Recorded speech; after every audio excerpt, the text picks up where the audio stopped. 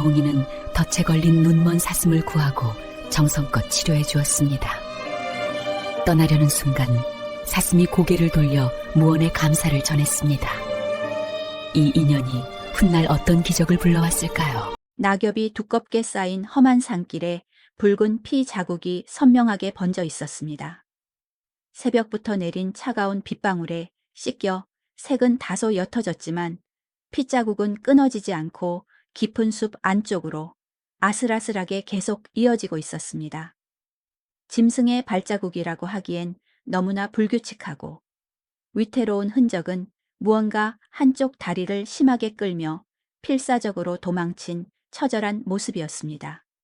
하얀 서리가 내리기 시작한 늦가을 산속은 축축하게 젖은 쏘립 냄새와 바스라지며 썩어가는 낙엽 냄새가 진동했고 그 짙은 흙내음 밑으로 비릿한 피 냄새가 희미하게 섞여 들었습니다. 꼭두 새벽부터 무거운 지게를 지고 땔감을 하러 산에 올랐던 26 청년. 홍이가 이 기이한 핏자국을 처음 발견한 것은 해가 중천에 뜨기도 전이었습니다. 발걸음을 멈추고 핏자국을 따라 조심스레 고개를 돌린 홍이의 두 눈에 거대한 바위 그늘 아래 위태롭게 쓰러진 사슴 한 마리가 들어왔습니다. 사슴의 가느다란 뒷다리에는 사냥꾼이 쳐놓은 무자비하고 날카로운 소의 덫이 뼛속까지 깊게 물려 있었고 상처에서는 검붉은 피가 쉴 새 없이 흘러내리고 있었습니다. 놀라운 것은 그 사슴의 두 눈이었습니다. 보통의 맑은 짐승의 눈이 아니라 짙은 안개가 낀 것처럼 우윳빛으로 뿌옇게 흐려진 철저히 눈이 먼 사슴이었습니다. 홍이가 조심스레 다가가자 사슴은 본능적으로 도망치려 바닥을 긁으며 몸부림쳤지만 이미 피를 너무 많이 흘려 일어서지 못했습니다. 사슴은 아무것도 보이지 않는 흐린 눈으로 홍이의 발소리가 나는 쪽을 향해 힘겹게 고개를 돌려 가만히 바라보았습니다. 강원도 평창 땅. 지금으로부터 약 200년 전 백성들의 삶이 고달팠던 조선 순조 임금이 다스리던 시절의 이야기입니다. 해발 500자가 넘는 험한 산빛 아래 위태롭게 화전을 일구며 사는 이 마을은 낡은 귀틀집이 겨우 13채뿐인 고립된 산골이었습니다. 홍이의 본명은 이홍득으로 나이 26에 건장하고 심성 고운 청년이었지만 그의 삶은 벼랑 끝에선 굽은 소나무처럼 몹시도 고달팠습니다. 아버지는 홍이가 겨우 10살 되던 해에 험한 산에서 나무를 하다 낭떠러지로 굴러떨어져 허망하게 세상을 떴고 그 이후로 홀어머니 박씨가 삭바느질을 하며 피눈물로 홍이를 키워냈습니다. 하지만 굳은 일로 평생을 고생한 어머니 박씨는 홍이가 12살 되던 해부터 한쪽 눈이 서서히 흐려지기 시작했습니다. 어머니의 병화는 멈추지 않았고 홍이가 20살 장성이 되던 해에는 결국 양쪽 눈의 시력을 모두 잃어 완벽한 암흑 속에 갇히고 말았습니다. 원주 읍내에 있는 이름난 의원에게 보이면 침술로 고칠 수 있다는 말이 있었지만 첩첩산 중에서 왕복 사흘 거리인데다 의원에게 바쳐야 할 진료비만 무려 엽전 15잎이었습니다. 하루 종일 허리가 부서져라. 산나무를 베어 장터에 팔아 버는 돈이 고작 엽전 2잎뿐이었으니 가난한 홍이에게 읍내 의원이라는 존재는 평생 닿을 수 없는 신기루 같은 꿈이었습니다. 홍이는 매일 꼭두 새벽에 일어나 눈먼 어머니가 드실 소박한 밥상을 정성껏 차려놓고 무거운 지게를 진 채 산에 올랐습니다. 비록 반찬은 거친 시래기국뿐이었지만 그 상차림에는 아들의 지극한 정성이 담겨 있었습니다. 눈이 보이지 않는 어머니가 혼자서도 밥을 뜨고 국을 마실 수 있도록 홍이는 그릇의 위치를 매일 자로 잰 듯 한 치의 오차도 없이 똑같은 자리에 놓았습니다.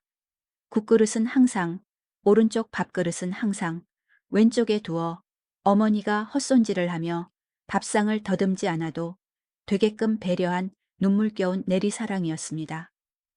그러던 홍이가 그날 피비린내 나는 숲속에서 덫에 걸려 죽어가는 눈먼 사슴을 만난 것입니다. 홍이는 지게를 벗어 던지고 무릎을 꿇어 덜덜 떨리는 손으로 사슴의 다리를 무자비하게 조이던 소의 덫을 억지로 벌려 풀었습니다. 찢어진 상처에서 뜨거운 피가 울컥 쏟아지자 홍이는 자신이 입고 있던 낡은 겉옷 아래의 삼배 천을 주저없이 길게 찢어 사슴의 다리를 단단히 감싸기 시작했습니다. 홍이가 찢어낸 그 삼벗은 눈먼 어머니가 보이지 않는 두 손으로 물레를 돌리고 거친 실을 더듬어가며 아들을 위해 피땀으로 짜주신 세상에서 가장 귀한 옷감이었습니다. 사슴의 피덩이 다리에 그 옷감을 감으며 홍이는 잠시 어머니 생각에 손을 멈칫했지만 이내 미련 없이 상처를 단단히 동여맸습니다. 눈먼 짐승은 냄새와 따뜻한 손길만으로도 자신을 해치려는 자가 아님을 알아챘는지 피가 멎고 상처가 묶이는 동안 단 한 번의 미동도 없이 얌전히 서 있었습니다. 홍이가 치료를 마치고 다독이며 자리를 뜨려 하자 엎드려 있던 사슴이 긴 목을 빼어 홍이의 낡은 소매자락을 이빨로 아주 가볍게 물었다가 조용히 놓아주었습니다. 그것은 짐승이 인간에게 건네는 무언의 깊은 감사 인사였습니다. 여러분은 팍팍한 세상을 살아가면서 아무런 대가도 바라지 않고 누군가를 진심으로 불쌍히 여겨 도운 적이 있으십니까? 그리고 그 고마운 인연이 훗날 생각지도 못한 뜻밖의 방식으로 내 삶에 다시 돌아온 기적 같은 경험이 있으신가요? 세상에는 인간의 얄팍한 머리로는 도저히 계산되지 않는 숭고한 방식으로 되돌아오는 신비로운 은혜가 분명히 존재합니다. 가난한 청년 홍이와 눈먼 사슴의 짧았던 인연도 험한 산속에서 그렇게 소리 없이 깊게 쌓여가고 있었습니다. 하지만 따뜻했던 가을이 지나고 그해 산골마을의 겨울은 사람들의 목숨을 위협할 만큼 유난히도 일찍 들이닥치고 말았습니다. 첫눈이 채 10월이 넘어가기도 전에 거세게 쏟아졌고 산길은 완전히 시퍼런 빙판으로 변해버렸습니다. 길이 얼어붙어 땔감 나무를 하러 산에 오르는 것조차 목숨을 내놓아야 할 만큼 끔찍하게 위험해졌습니다. 홍이는 가을 내내 악착같이 모아둔 마른 땔감과 식량으로 어떻게든 버텨보려 했지만 양식과 수춘 하루가 다르게 바닥을 드러내어 매서운 섣달 추위를 넘기기 어려울 것 같았습니다. 엎친 데 덮친 격으로 지독한 추위에 쇠약해진 어머니 박 씨가 결국 차가운 방바닥에 병석으로 알아눕기 시작했습니다. 처음엔 그저 마른 기침을 토해내는 정도였지만 이내 온몸이 불덩이처럼 달아오르며 고열이 나고 숨소리마저 거칠게 끊어지며 정신이 혼미해졌습니다. 홍이는 뜬 눈으로 밤을 새우며 아궁이 앞을 지켰고 마지막 남은 솔가지를 모조리 집어넣어 미친 듯이 불을 살리며 얼음장 같은 방을 데웠습니다. 솔가지가 타들어가며 뿜어내는 매캐한 연기가 비좁은 방 안에 가득 찼지만 홍이는 어머니의 머리맡을 떠나지 못했습니다. 어머니는 가래 끓는 기침을 토하면서도 아들의 거친 손을 꽉 부여잡으며 유언처럼 슬픈 말을 남겼습니다. 홍아, 나는 이대로 두 눈을 영영 못 뜨고 죽어도 이제 아무런 여한이 없다만 내 새끼 네가 이 매서운 추위에 배를 골는 것은 억장이 무너져 도저히 못 보겠구나. 늙은 어미의 눈물 섞인 한탄에 홍이는 목이 메어 억지로 밝은 체하며 대답했습니다. 어머니, 제발 무슨 섭섭한 소리를 하시는 거예요. 날이 풀리고 봄이 되면 제가 나무 팔아 모아둔 돈으로 반드시 읍내의원에게 모셔가서 그 눈을 번쩍 뜨게 해드릴 테니까 딴 생각 마시고 푹 주무세요. 하지만 어머니 박 씨는 두 눈이 완벽하게 보이지 않았음에도 불구하고 사랑하는 아들의 목소리 끝에 미세하게 섞여든 슬픈 떨림만으로도 그것이 자신을 안심시키려는 가슴 아픈 거짓말임을 귀신같이 알아채고 눈물을 주르륵 흘렸습니다. 거짓말 홍이는 더 이상 아무런 대답도 하지 못한 채 고개를 푹 숙이고 입술만 깨물었습니다. 그 칠흑같이 캄캄한 밤이 너무나도 깊고 차가웠습니다. 어머니가 지쳐 얕은 잠에 빠져든 것을 확인하고서야 홍이는 홀로 마당에 걸어 나와 살을 에이는 겨울 하늘을 올려다봤습니다. 하늘의 별빛은 시리도록 맑았고 매서운 산바람이 낡은 저고리를 뚫고 귓가를 잔인하게 베어냈습니다. 홍이는 차가운 흙마당에 쪼그려 앉아 한참을 미동조차 하지 않고 그 추위를 견뎌냈습니다. 가난한 자신의 무능함이 한스러워 소리내어 엉엉 울고 싶었지만 사내의 몸은 이미 눈물조차 말라버려 울 힘조차 남아있지 않았습니다. 그렇게 절망의 벼랑 끝에 웅크려 있던 바로 그때였습니다. 굳게 닫힌 낡은 쌀이 대문 밖에서 아주 미세한 기척이 들려왔습니다. 그것은 무거운 짐승의 둔탁한 발굽소리도 아니었고 배고픈 산짐승의 거친 울음소리도 결코 아니었습니다. 그저 눈 쌓인 바닥 위로 무언가가 아주 사뿐히 걸어와 조용히 멈춰선 것 같은 거짓말처럼 고요하고 신비로운 기척이었습니다. 홍이가 홀린 듯 자리에서 일어나 삐걱거리는 대문을 조심스레 열어젖히자 캄캄한 어둠 속에 믿을 수 없는 형상이 눈앞에 서 있었습니다. 그곳에는 늦가을 산속에서 구해주었던 바로 그 눈먼 사슴이 서 있었습니다. 깡마른 사슴의 뒷다리에는 홍이가 상처를 감아주었던 어머니의 삼배 조각이 눈과 흙에 엉겨붙은 채 낡은 흔적으로 여전히 단단하게 매여 있었습니다. 그런데 사슴은 빈손으로 온 것이 아니었습니다. 굳게 담은 입술 사이에 무언가 작고 둥근 것을 소중하게 물고 있었습니다. 그것은 깊은 산속에서나 볼 법한 커다란 잣송이 하나였습니다. 그런데 놀랍게도 그 잣송이는 칠흑 같은 어둠 속에서 스스로 은은하고 따뜻한 황금빛을 영롱하게 내뿜고 있었습니다. 사슴은 홍이를 향해 고개를 숙여 물고 있던 그 빛나는 황금 잣송이를 눈 덮인 발치에 사뿐히 내려놓았습니다. 홍이는 얼어붙은 손을 뻗어 사슴이 내려놓은 그 신비로운 잣송이를 두 손으로 조심스럽게 감싸 쥐듯 받아들었습니다. 홍이의 거친 손에 잣송이가 닿는 순간 믿을 수 없는 온기가 온몸으로 퍼져나갔습니다. 매서운 한겨울, 차가운 눈밭을 뚫고 물고 왔을 텐데도 마치 아궁이에서 갓 삶아낸 떡처럼 따뜻하고 포근한 열기가 황금빛 잣에서 뿜어져 나오고 있었습니다. 사슴은 자신의 임무를 다했다는 듯 허공을 향해 긴 숨을 한 번 내쉬고는 다시 캄캄한 눈밭 너머로 조용히 몸을 돌려 사라졌습니다. 홍이는 무엇에 홀린 사람처럼 서둘러 방으로 뛰어들어가 황금빛이 도는 잣 껍질을 까서 열에 들떠 신음하는 어머니의 마른 입술 사이로 알맹이를 하나씩 조심스레 밀어 넣어 드렸습니다.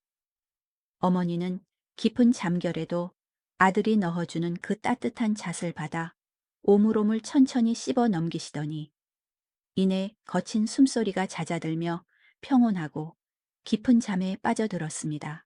동이 트고 산골 마을의 환한 새벽이 밝아왔을 때 낡은 방 안에는 평소의 매캐한 기침소리 대신 아주 고요하고 맑은 정적이 흐르고 있었습니다. 밤새 어머니 곁을 지키다 깜빡 선잠이 들었던 홍이가 퍼뜩 놀라 눈을 떴을 때 어머니 박씨는 이미 자리에서 일어나 앉아 천장을 뚫어지게 멍하니 올려다보고 있었습니다. 어머니는 마치 돌부처처럼 미동도 하지 않은 채 아주 오랫동안 그 자세로 굳어 있었습니다. 어머니의 이상한 행동에 가슴이 철렁 내려앉은 홍이가 급히 다가가 떨리는 목소리로 어머니를 불렀습니다. 조용한 방 안을 가르며 박 씨가 아주 낮고 떨리는 목소리로 입을 열었습니다. 홍아, 우리 집 천장에 시커먼 그을음이 세 줄이나 길게 가 있구나. 저게 도대체 언제부터 저리 흉하게 묻어 있었느냐. 어머니의 입에서 나온 그 믿을 수 없는 한마디에 홍이는 벼락을 맞은 듯 그 자리에 굳어버렸습니다. 홍이가 숨을 헐떡이며 어머니의 얼굴을 바라본 순간 심장이 터질 듯 요동쳤습니다. 캄캄한 어둠 속에 갇혀 허공을 떠돌던 어머니의 두 눈이 천장의 석가래를 향해 너무나도 또렷하고 정확하게 열려 있었습니다. 하얗고 우윳빛으로 탁하게 흐려져 있던 어머니의 눈동자가 거짓말처럼 사라지고 가을 하늘처럼 투명한 눈동자가 기적처럼 빛나고 있었습니다. 14년이라는 기나긴 암흑의 세월을 뚫고 마침내 어머니의 두 눈에 세상의 빛이 들어온 것입니다. 홍이는 그 자리에 엎드려 목 놓아 통곡했습니다. 아무 말도 하지 못한 채 짐승처럼 꺽꺽거리며 어깨만 거칠게 흔들릴 뿐이었습니다. 아들의 울음소리에 어머니가 앙상한 손을 뻗어 엎드린 홍이의 머리통을 다정하게 더듬었습니다. 이제 세상을 환히 볼 수 있음에도 불구하고 어머니의 손이 눈보다 먼저 허공을 향해 움직였습니다. 14년이라는 맹인의 세월이 만들어낸 지독하고도 슬픈 습관이었습니다. 어머니가 아들의 머리를 쓰다듬으며 눈물을 훔쳤습니다. 홍아, 제발 울지 마라. 내가 이제야 눈을 떴는데 눈물이 앞을 가리면 내 새끼 예쁜 얼굴을 똑똑히 볼 수가 없잖니. 기적 같은 아침이 지나고 이튿날 날이 밝자마자 홍이는 사슴을 찾기 위해 서둘러 산에 올랐습니다. 하얗게 쌓인 눈 위에는 대문 앞에서 시작해 깊은 잣나무 숲으로 구불구불 이어지는 발자국이 선명하게 남아 있었습니다. 그런데 사슴의 발자국 곁으로 붉고 섬뜩한 자국이 점점이 함께 찍혀 있었습니다. 처음엔 그저 진흙이 묻은 것인 줄 알았지만 가까이 다가가 눈밭을 확인해 보니 그것은 짐승이 흘린 시뻘건 피였습니다. 홍이는 가슴이 철렁 내려앉는 불길함에 휩싸여 핏자국을 따라 숨을 헐떡이며 눈 덮인 산을 올랐습니다. 1시간쯤 가파른 비탈을 헤치고 들어갔을 때 사방이 빽빽한 깊은 잣나무 숲 한가운데에서 마침내 핏빛 발자국이 끊겨 있었습니다. 홍이는 가쁜 숨을 몰아쉬며 발자국이 끝나는 거대한 나무 밑동을 멍하니 바라보았습니다. 그 차가운 눈밭 위에는 그토록 찾던 눈먼 사슴이 조용히 누워 있었습니다. 사슴은 두 눈을 편안하게 감은 채 이미 숨이 끊어져 싸늘하게 식어버린 몸 위로 하얀 눈을 막고 있었습니다. 그리고 홍이의 눈에 들어온 것은 죽은 사슴의 굳게 다문 입 주변에 묻어있는 아주 희미한 황금빛 잣의 잔해였습니다. 그제야 홍이는 무언가의 머리를 세게 얻어맞은 듯 잔혹한 진실을 깨닫고 바닥에 털썩 주저앉았습니다. 어머니의 눈을 번쩍 뜨게 만든 그 영험한 황금 잣은 깊은 숲속 어딘가에서 우연히 저절로 자라난 평범한 열매가 결코 아니었습니다. 그것은 짐승이 평생을 바쳐 억척스럽게 모아온 자신의 생명력이었습니다. 옛날부터 이 산골 늙은이들 사이에 은밀하게 전해 내려오는 무서운 전설이 하나 있었습니다. 깊은 산속 영험한 짐승 중에 사람에게 입은 큰 은혜를 갚고자 하는 독한 마음을 먹은 짐승이 있으면 자기 몸속 가장 깊은 곳에 맺혀 있는 가장 귀한 내단을 기꺼이 토해내어 인간에게 바친다고 했습니다. 그것은 짐승이 숲을 누비며 평생 쌓아온 산의 정기와 기운이 뭉친 것으로 일단 입 밖으로 내어주고 나면 그 짐승은 모든 생명력을 잃고 그 자리에서 목숨을 내놓아야 한다는 뼈아픈 대가였습니다. 눈먼 사슴은 삼배로 상처를 묶어주던 순간부터 이미 그 잔혹한 대가를 온전히 알고 있었습니다. 그래서 절뚝이는 다리를 이끌고 홍이의 대문 앞까지 찾아와 자신의 생명을 내려놓고 간 것입니다. 홍이는 죽은 사슴 곁에 털썩 주저앉아 한참을 짐승처럼 흐느꼈습니다. 이제 와서 홍이가 짐승을 위해 해줄 수 있는 것은 아무것도 없었고 이미 떠난 목숨을 돌이킬 수도 없었습니다. 다만 차갑게 식어버린 사슴의 머리 위에 두 손을 얹고 뜨거운 눈물을 쏟아냈습니다. 도대체 왜 그랬어? 내가 너에게 무엇을 크게 베풀었다고. 그저 덫 하나 풀어준 게 전부인데. 어찌하여 이토록 무겁고 귀한 내 목숨으로 갚았단 말이냐. 메아리 없는 허공의 외침. 위로 잣나무 가지에 쌓여있던 눈이 바람에 날려 폭포처럼 쏟아져 내렸습니다. 홍이는 그 자리에 엎드려 주변에 돌을 모아 사슴을 위한 작은 무덤을 정성껏 만들어 주었습니다. 홍이가 퉁퉁 부은 눈으로 무거운 발걸음을 이끌고 산을 내려왔을 때였습니다. 낡은 대문 앞 마당에는 눈을 뜬 어머니 박씨가 버선발로 마중을 나와 멍하니 서 있었습니다. 14년 만에 처음으로 아들이 산에서 무사히 내려오는 모습을 자신의 맑은 두 눈으로 직접 지켜보고 있었던 것입니다. 어머니는 멀리서 걸어오는 홍이의 슬픈 표정과 처진 어깨만 보고도 산속에서 무슨 비극이 있었는지 단숨에 모두 알아챘습니다. 어머니는 아들에게 아무것도 캐묻지 않았습니다. 그저 말없이 두 팔을 넓게 벌려 다가오는 아들을 품에 꽉 안아주었습니다. 홍이는 어머니의 따뜻한 품에 무너지듯 안겨 소리 없이 오열했습니다.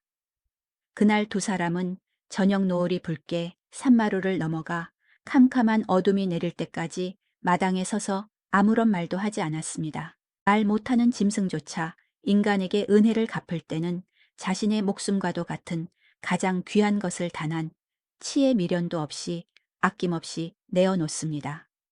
이 가슴 먹먹한 옛 이야기가 여러분의 마음에 따뜻한 여운으로 남으셨다면 구독과 좋아요 한 번씩 눌러주시면 정말 큰 힘이 됩니다. 설화 공방이 잊혀가는 우리네 지혜를 밤새워 발굴해 계속 들려드릴 수 있는 것은 오직 여러분의 그 따뜻하고 작은 응원 덕분입니다. 우리는 바쁜 세상을 핑계로 얼마나 많은 은혜를 당연하다는 듯 쉽게 잊고 흘려보내며 살고 있습니까? 선함이라는 것은 베푼 자가 잊어버리더라도 받은 자의 가슴에는 영원히 지워지지 않는 낙인처럼 남는 법입니다. 진정한 보우는 계산된 이득을 돌려주는 것이 아니라 자신이 가진 가장 소중한 알맹이를 조용히 내려놓고 떠나는 숭고한 침묵에 있습니다.